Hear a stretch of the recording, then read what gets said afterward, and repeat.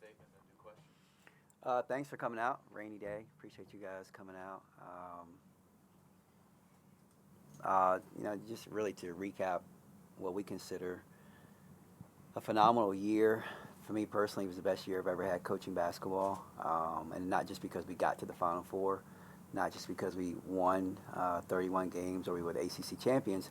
It was because I got to work with these young ladies, and they're fun to be around. It's fun to watch their success, fun to watch them get everything that they deserved, and just a tremendous year all year long. Through the ups, the downs, the challenges, distractions, whatnot, they always came out on top. And to not only represent our program, which they put up on a national stage, but also the positive energy that they brought to the university. They've also helped themselves out tremendously. But just very happy and extremely happy that these two are coming back for next year. And I think we can, you can't sit here and say, and you won't hear us say that we're going to do it again. 'Cause I think that would discredit how hard it is to get there. And we want to really appreciate how hard it was to get there and the achievement that we had. But our goal is still the same. We'll come back next year and we'll try to add some pieces that will go well with this group. And we'll do everything we can to get back, because when you participate in the Final Four, you kind of get addicted to it. And you love the atmosphere and what was going on. But very special year, all the individual accolades that these kids garnered. But it was just a tremendous year for us in general. We'll take questions on the left side first and then work the mic around. Coach, I'm just curious, what did you learn the most and grow from the most throughout this past season? What I learned about it is if you really believe it, then it can happen. And the sacrifices that these kids made all throughout the year for each other, and that's the only reason we got to where we got to. I have numerous people texting me and just saying, the chemistry resonated through the TV, or it resonated by just watching. The relationships looked very genuine, and it's all because of their sacrifice and what they were willing and able to do. And they didn't care. It started from game one when Kayla scored 33 points, and everyone just kept looking for her and looking for her. It didn't matter. All the way through the year where Elizabeth, she gets, the attention that she deserves, and she becomes two-time ACC Player of the Year, and watching them celebrate it. Watching Georgia go and get the Player of the Year, Player of the Tournament in both the ACC tournament and the Seattle region, and who was the first person yelling and screaming, Liz or Kayla.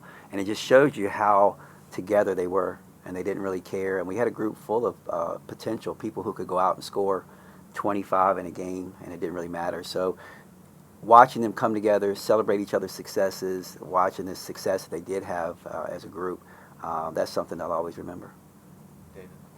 Kayla, you're wearing a Liz shirt. I think you got a memo. I already got mad at her. Yeah. I have one. What went into your decision to come back? How excited are you to be back and to play with her and Liz? Was it, from your side, what is it going to be like to play with Kayla again? And just kind of what went into your side of the decision? I think it's just, honestly, Hokie Nation, being here for 4 years and getting an opportunity for another. It's not something I really wanted to pass up. COVID, of course, was not the best situation, but it gave me this opportunity, and not a lot of people have this opportunity. And, I think if I didn't take it, I would look back and be like, what if? And I didn't really want that. So just staying with Coach Brooks, especially, knowing, Liz is going to be here, too, in Georgia. I've been here with them for an entire 4 years. So I'm just excited for next year. Yeah, I'm very excited also. The same, everything she said, just to be able to have the opportunity to be somewhere for another year where I know that I'm loved and appreciated, and where I know I can get better and I have a great support system, and just be surrounded by amazing people. I would feel very sad if I left that, unfinished to its full capacity. So very excited for that. And then, I've been playing with Kayla we've done 8 whole years together now, so it's like the normal. I can't imagine what it would be like without her. So what's 9? Might as well. Go to Mark for questions. Just to follow up on that, Liz, how much did you consider entering your name in the WNBA, or was it something that you were kind of always thinking, I'm going to come back for another year? what was kind of the thought process there? I think when we first realized that there was going to be an extra year, like sophomore year, and we found that out, I was a bit more like, oh no, like 4 years, that's what everyone does, like that's normal, like I'll just do that, whatever. But then as time progressed and as, this program progressed and as we got better, I just realized like how good of a fit it was for me and how much I love being here. So that really is what it came down to, honestly. I just love it here, and again, like it's a secure place for me where, I know I can help out the program, and in turn it makes me a better person and player. So it's just extremely beneficial for me and can only help. So had you all during the postseason and season when you were saying like I haven't decided yet, I mean, had you really in the back of your mind though kind of already was leaning toward coming back, or was this really something that it wasn't until after you lost that final game that you kind of sat down and decided what to do?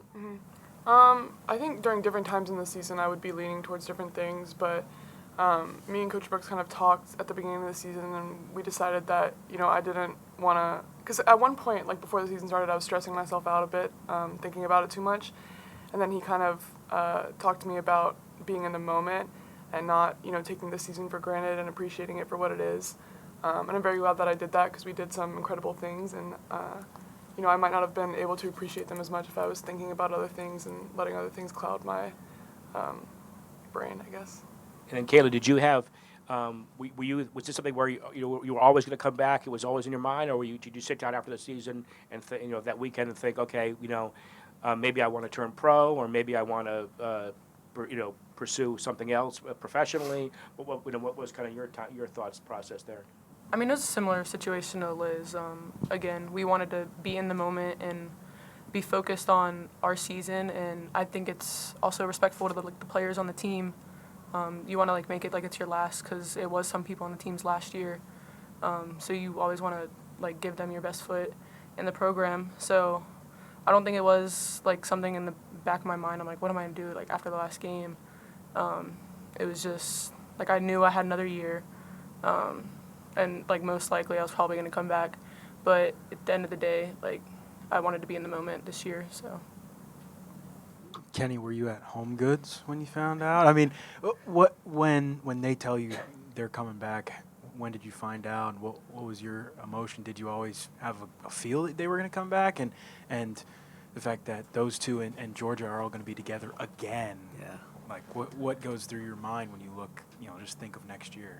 I mean, to know us knows that we're very, very close, and they're like my daughters. I've watched them come in here, and they've grown not only as basketball players but as people. And a lot of that has to do with our relationship and where we talk. It's more than just basketball. They can come up into my office and we can sit around and talk, and we don't even talk about basketball. So I've gotten to know them extremely well, probably like a dad. And so when we talked at the beginning of the year, I talked with both of them. I said, don't stress it. Don't stress. I want you to go out and I want you to enjoy every aspect of the season. And we'll talk when time's appropriate. And as a parent, everyone knows that if you just sit there and sit in front of your kids and just listen to them, they'll tell you everything. And so throughout the year, I could hear it in their voices, kind of which way they were leaning, never put any pressure on them, what they were going to do. And then I was walking into Home Goods when she dropped her I'm back deal, which was kind of ironic because last year I was going in Home Goods when, some certain situations happened for us. But I'm very proud of the way they've handled it. I'm very happy that they're back. And I think that they've done so much for our program other than just, the things on the court. Their leadership, the way that they lead is spectacular. They've taken bits and pieces from people before them, and they made it better. But it was never any pressure. I don't even think that we even talked about it during the year once we had those initial conversations. And so I wasn't surprised when they announced it. Extremely very happy. And my wife did go and spend a lot of money in Home Goods. So, but I guess it makes our house better. Yeah. But no, very, very happy. And I think that they are my foundation. They've been my foundation. And for them to come in and be able to mentor the next group of kids who I think will be the next set of foundation for us is tremendous for us. You mentioned in Dallas that Georgia has another level to her. When you look at these two sitting next to them, what do you see in their potential growth and how they can get even better next year? So you've got three players who made up a core of the best team in the ACC this year, and they can take even another level next year. Yeah, they can. This one to my left loves a challenge. She's comfortable with being uncomfortable. Whatever I throw at her, I'll throw a point guard drill at her, and she might not get it in the first 10, 15, 30 minutes of it, but by the end of the workout, she's gotten it, and she loves challenges like that.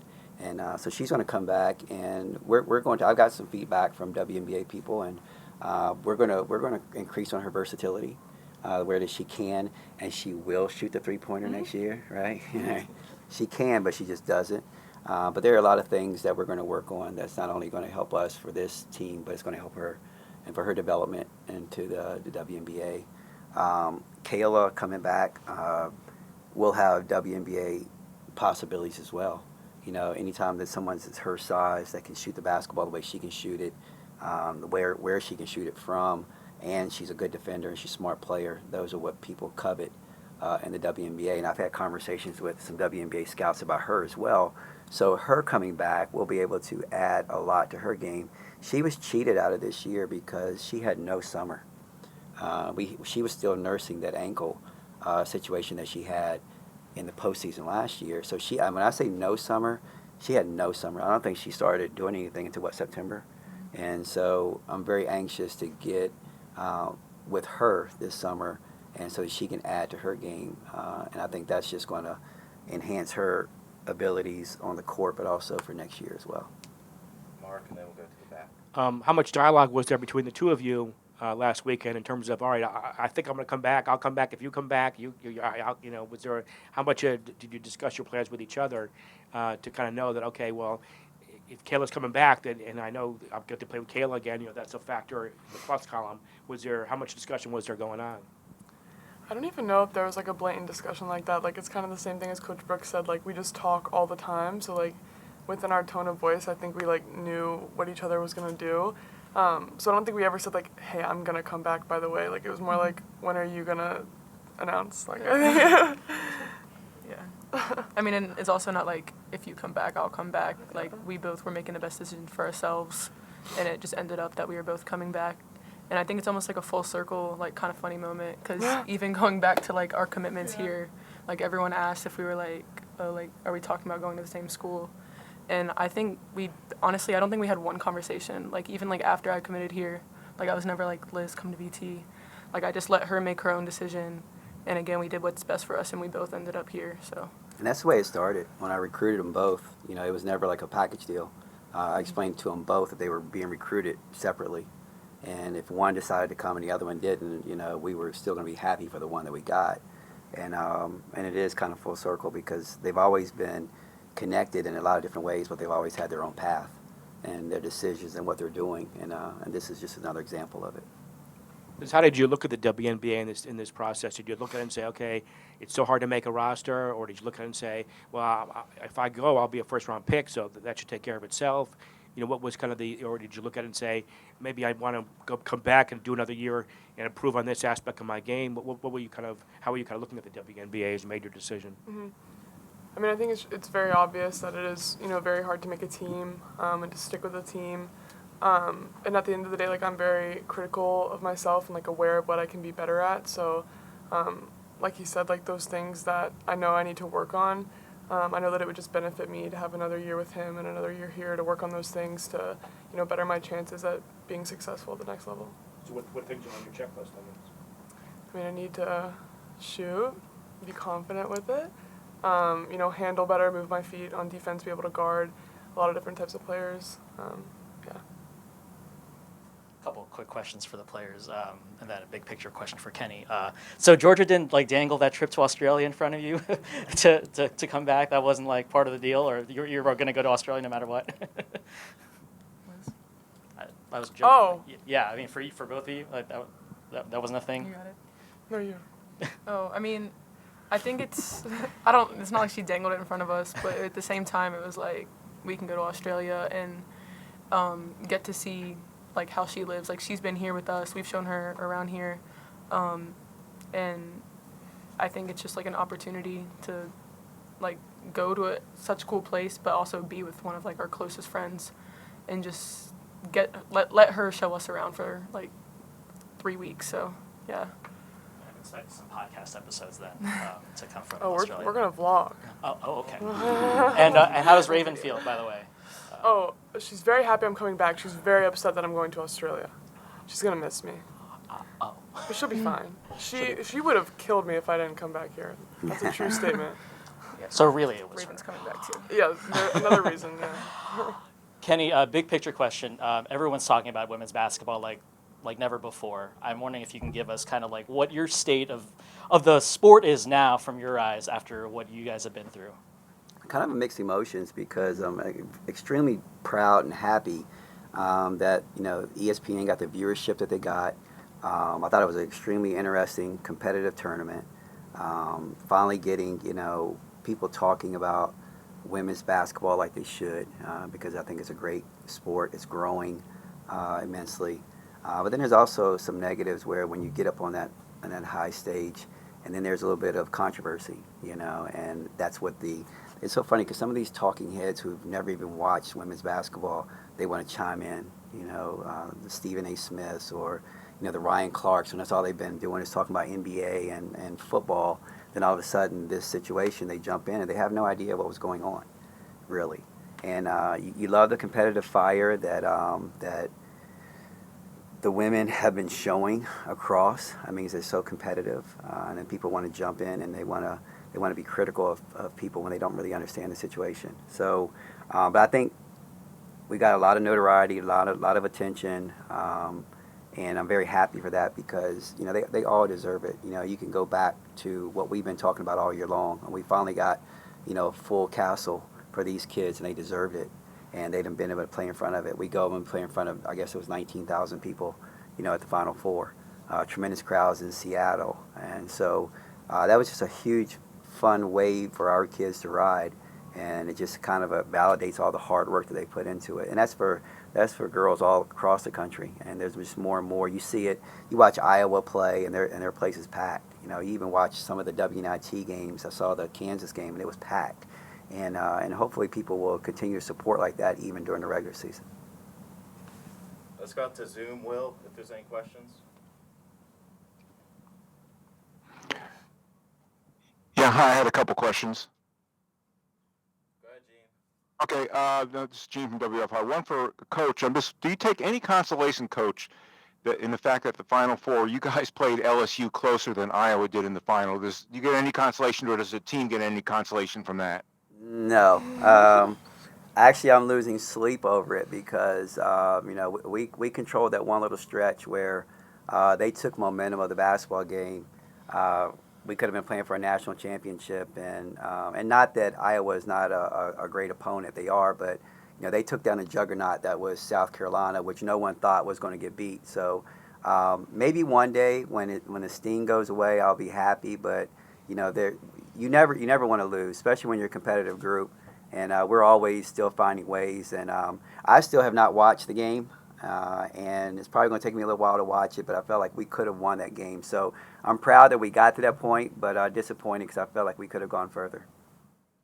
Thanks, Coach. And one for Liz. I'm just listening at LSU game.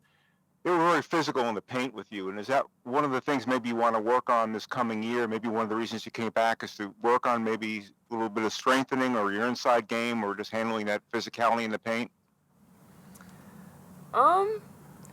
People say this a lot, but to be honest, I had 18 and 12. I don't, at the end of the day, I don't know why people always, I don't, what else, I don't know, yeah. What she's trying to say is, a lot of people say that she's not strong or whatnot, but try doing your job when there's 2 and 3 people hanging all over you, and you have no recourse. You can't throw an elbow to get anybody off of you. You can't do some of those things, and to consistently go out, and I don't know what coach wouldn't want 18 and 12 from a kid. And if we're talking about 18 and 12, and she needs to get stronger, and not Eugene, but she's heard it before, and she does her job tremendously and handles it. Sometimes I wish that she would be a little meaner and throw an elbow just for something to get them off of you. But What she does is great. She will get stronger just because of the natural maturation of what she's going to be. But there's a lot of different things that she needs to work on other than trying to handle 5 people beating her up. Well, thanks, guys. Great season. Thank you. Good girl. Good girl. Let's go back in the room to Mark and then David. Kenny, when Liz and then Kayla made their decisions, how did that kind of all of a sudden maybe change, how you schedule for next season, who you look at in the portal for next season? How did that kind of change your approach next season once you knew for sure they were both coming back? Great question because we had a couple different plans, and we're behind, so to speak, in the transfer portal. But I think our big flex is like, sorry, we haven't called you. We've been in the Final Four. That kind of helps you recover and gain some ground. But it does change the type of player that you're going to go after in the portal. And with their decisions to come back, we need players who are going to come in and supplement what we have. We don't need anybody to come in and be a 20-point scorer in the paint. We don't need somebody to come in and try to be what Kayla is for us. We just need people who are going to add to that. We need Kayana Trailers and we need Taylor Souls is what we need. So when we go into the portal right now, it doesn't matter to me that you average 20 points a game, somewhere. I might be more interested in somebody who averaged 8 points a game, depending on how they're going to fit with us. And it's not just a game-wise, how do I think that kid's going to fit in our locker room? That's why we had so much success last year, because Taylor Soul was unbelievable addition. And everything she ever said to us was, I just want to be part of a winner. Kayana Trailer, I don't care if I don't start. I just want to be a part of a winner. And their attitude showed, and that's why we were able to be as good as we were and unselfish. And so when we go in the portal this year, that's what we're looking for. Kids who are saying the same thing.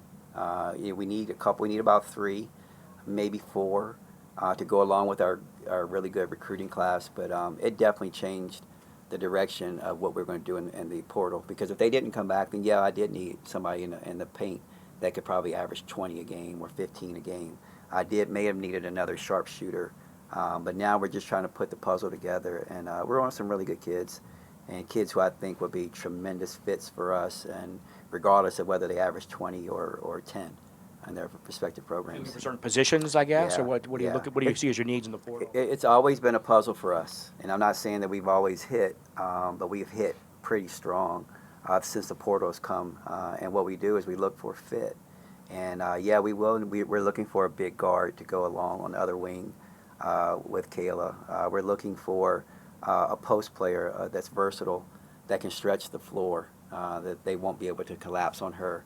We are looking for another post player that can be versatile, can play some 4 and maybe some backup 5, even though we have some really good freshmen that are coming in, and you just don't know what the freshmen are going to be, because COVID has changed the game, and it will be for the next couple of years, because the teams you're playing against, they're old. Okay, you look at our team last year, we were old, and it was such a big discrepancy between them and our freshmen from a maturity standpoint, and that's because of COVID and kids taking a 5th year or kids leaving somewhere and being able to be eligible right away.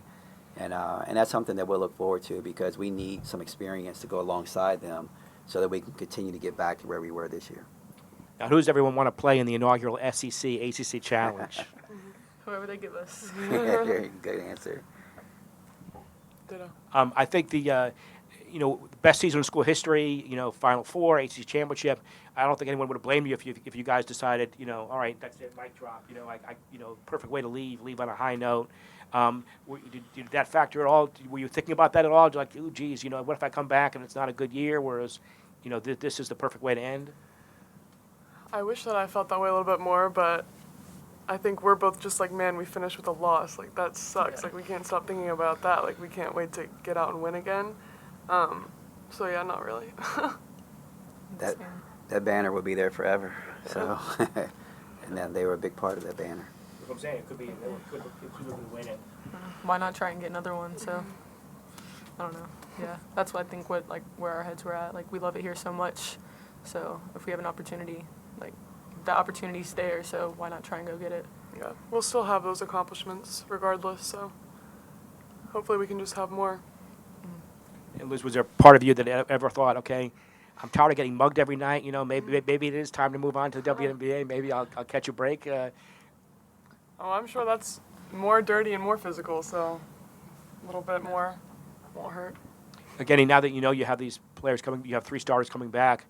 How does that affect, a non-conference scheduling wise? I'm sure ESPN would love to get you with some marquee non-conference games.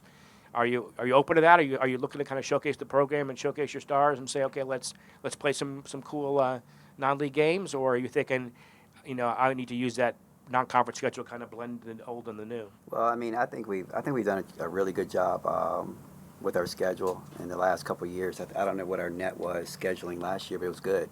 Last year we played defending SEC champion Kentucky. We played Missouri. We played Tennessee. We played Nebraska through the challenge. All those teams were, not all of them, but some of them were ranked, heading into the season. We're more about preparing our group. And, last year taught us a lot, too, that you're not just going to plug and play. You're not just going to say, hey, we got these kids, and all of a sudden they're going to paper, they're going to gel. And you do need to use that time to be able to gel a little bit. So it'll be a mixture. It'll be a mixture of us playing some tough teams, but also getting an opportunity because we got a group of young kids that need that desperately. We're going to have a bench next year, and we've got a top 15 recruiting class coming in that they need some experience because they're going to be taking over, the year after next. So it'll be a blend. It'll be a blend. We're going to play some. We're going to play some really good teams in the non-conference. We're going to play some teams that will help prepare us just because we're getting some minutes for our kids. But the thing that we cannot shake, we play in the toughest pod in the ACC. Carolina is always going to be good. Duke's always going to be good. NC State's been good. And we play all of them 3 times. And we have our rival, UVA, which we play twice. So our conference schedule is tough enough. We have to be smart with a good blend. You can look at like Tennessee, what they did last year.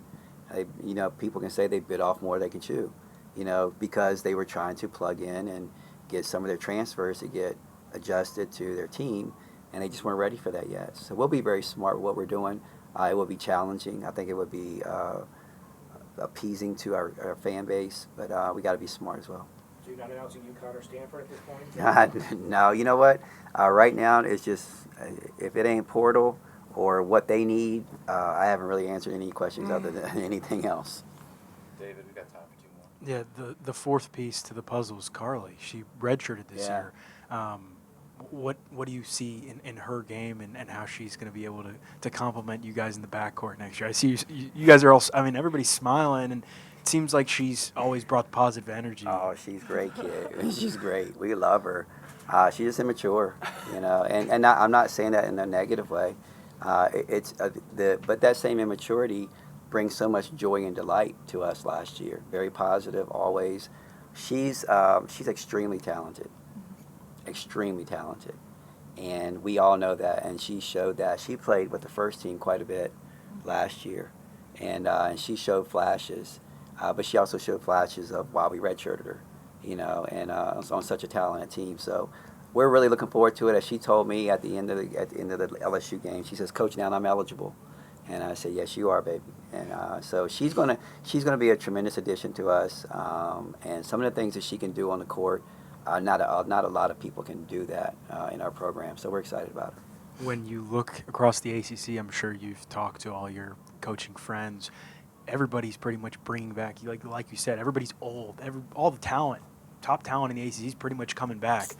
How excited are you to kind of face that challenge again and get through that grind, knowing that the ACC is going to be the toughest conference in the country again? Yeah, it drives us. It really does. It will drive me in the recruiting process. It will drive me when I'm thinking about stuff this summer.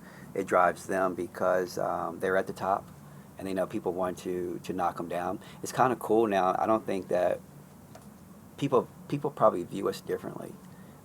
We were always a challenger, so we were in a group. Now we're the champion, and we're the target, and people want to knock us off. And there's a lot of respect from a lot of different programs of who we are and what we're doing. So we're no longer that little sister. We're no longer that challenger. they know who we are, and so they're going to come after us in a different way, and we've got to handle that. And I thought we did that tremendously this year, with the preseason number 2, and we had a couple hiccups, the Clemson game, the Miami game, and we saw people celebrate. We didn't even go through the handshake line with them because they were celebrating at midcourt, and we used that, and it's like, okay, that's who you are, so that's why you have to be ready for anybody and everybody. So it's just a different level, but we'll be ready for it. Thank you all for your time. All right, guys.